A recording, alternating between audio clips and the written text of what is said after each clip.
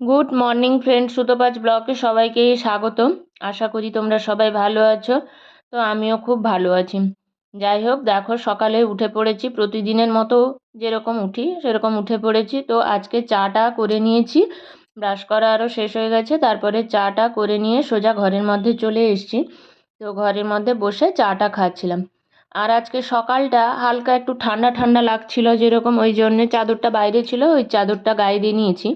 তবে রাত্রেবেলা গায়ে কিছু দিতে হয় না, মানে ব্ল্যাঙ্কেট দিতে হয় না। এই যে পাতলা পাতলা ব্ল্যাঙ্কেটগুলো ভাঁজ করছি দেখছো, এইগুলো গায়ে দিই। আর সেরকম মোটা করে কিছু গায়ে দিতে হয় না। তবে হালকা হালকা আমাকে যেরকম শীত শীত করছিল, তাই জন্যে চাদরটা গায়ে দিয়ে দিলাম।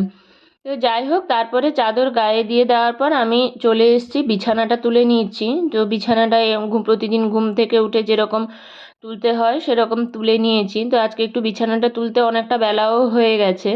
তো বিছানাটা তুলে নিচ্ছি, বালিশ টালিশ আর যেগুলো গায়ে দেয়, এই চাদরটা কুচুমা গায়ে দেয়, ওটা আমি দিই।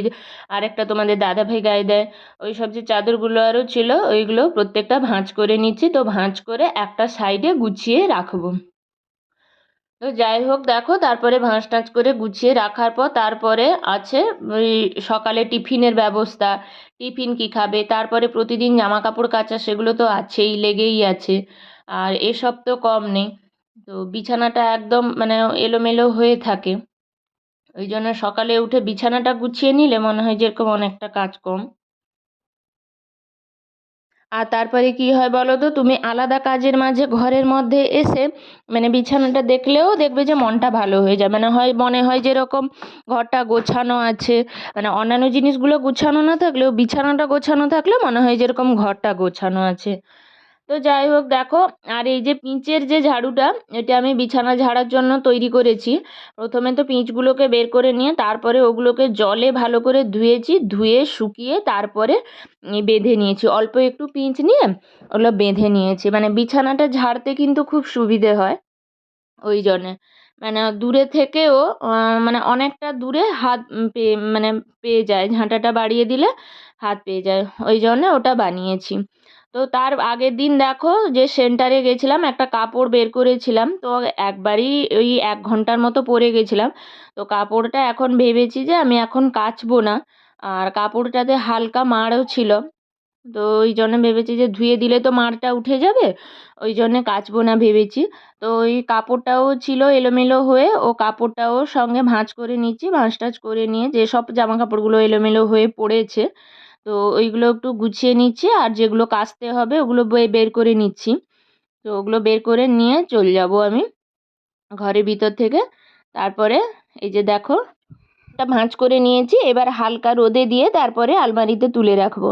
তো আমি এসেছিলাম সকালে, কুচুমাকে টিফিন বানিয়ে দিয়েছি পাস্তা। তো এখন তোমাদের দাদাভাইকেও পাস্তা বানিয়ে দিব বলে এসেছিলাম। তো তোমাদের দাদাভাই নিজে একাই মানে পাস্তা তৈরি করে নিচ্ছে। প্রথমে আমি পাস্তাটা সেদ্ধ বসিয়ে দিয়েছিলাম, তারপরে ও সবজি কেটে, এই যে সবজি আরও কেটে নিয়েছে, ডিম নিয়ে নিয়েছে। তো এবার সে নিজে একা তৈরি করে নিচ্ছে। আর ও যখন টিফিনটা তৈরি করে নিল, তখন আমি কি করলাম, ওখানে গিয়ে যত যা কাপড়গুলো ছিল ডুবিয়েছিলাম সব কাপড়গুলো। তো ওই কাপড়গুলো তো মানে কাচতে বাকি ছিল। তো কাপড়গুলো কাচা হয়েছিল না, তাই জন্যে আমি ওখানে গিয়ে কাপড়গুলো কেচে নিলাম। তো যাই দেখো, ওইখানে কাপড় কাচতেও সুবিধে হয় বেশ, মানে কাছেই জলের ট্যাঙ্কিটা বসছে। আর ওখানে বেশ বড় জায়গাও হয় কাচতে। তো কাচতে সুবিধেও হয়। প্রতিদিনের জামা কাপড় তো তেমন একটা ভারী কিছু হয় না, ওই জন্য কাচতে সুবিধা হয়। তো দেখো আমি এখানে বসে মানে কাপড়গুলো কেচে নিচ্ছে, আর এখানে কেচে নিতে নিতে সেখানে তোমাদের দাদাভাই পেছন থেকে ডাকছে যে পাস্তা তৈরি হয়ে গেছে, খাবে এসো। তো আমি বলেছিলাম খাবো না, কিন্তু ও আমার পেট ভর্তিও হবে না, এতটা করেছে। তো ও একটু খেয়েছে, খাওয়ার বাদে একটু বেশি হবে, সেই জন্য ওইটা আমাকে ডাকছিল খাওয়ার জন্য। তো দেখো আমি এসে এই যে আমাদের দাদাভাই থেকে 1 চামচ খেয়ে নিয়েছিলাম। আর সত্যিই পাস্তাটা কিন্তু ভালোই তৈরি করেছিল। আর যাই হোক, পাস্তাটা খেয়ে অল্প যতটুকু ছিল খেয়ে আমি ওই যে মোটা ব্ল্যাঙ্কেটটা, যেটা আমার ভরে রাখা হয়েছিল না, তো বাইরেই রেখেছিলাম, আর একদম ভরে রাখিনি আমি। আর ওই ব্ল্যাঙ্কেটটা ফাইনালি আজকে রোদে দিয়ে দিচ্ছি।